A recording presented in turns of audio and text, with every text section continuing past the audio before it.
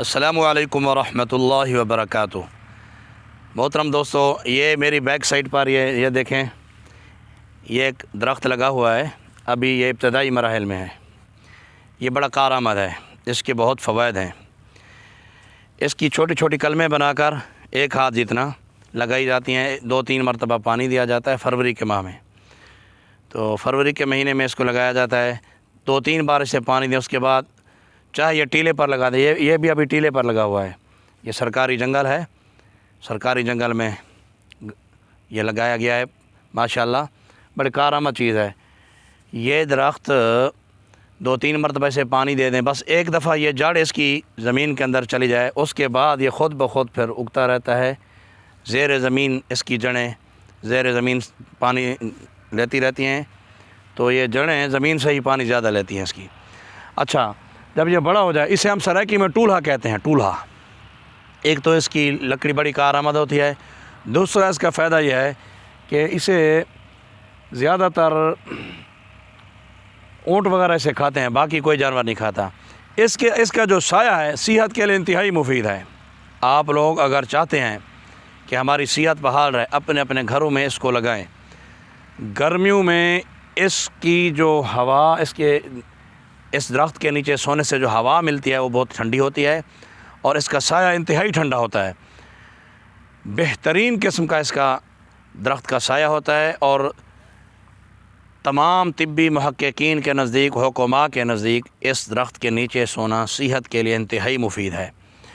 اس درخت کے اوپر ایک پھل لگتا ہے جب یہ بہت بڑا ہو جاتا ہے، چھوٹا چھوٹا، اسے ہم مائیں کہتے ہیں، مائیں طب میں۔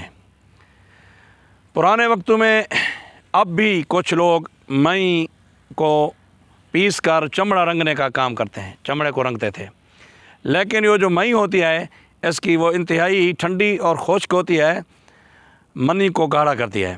جن خواتین کو لیکوریا کا مرض ہو، اسی طرح جن مردوں کو جریان احتلام کا مرض ہو، تو اس ٹولہے کا جو پھل ہوتا ہے یا پھول لگتے ہیں، ان دونوں چیزوں کا صفوف استعمال کرایا جاتا ہے۔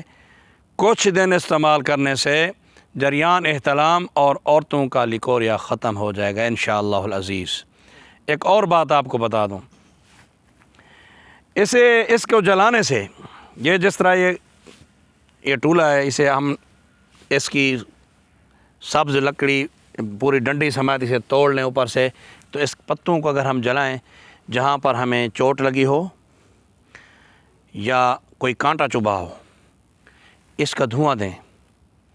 دھواں دینے سے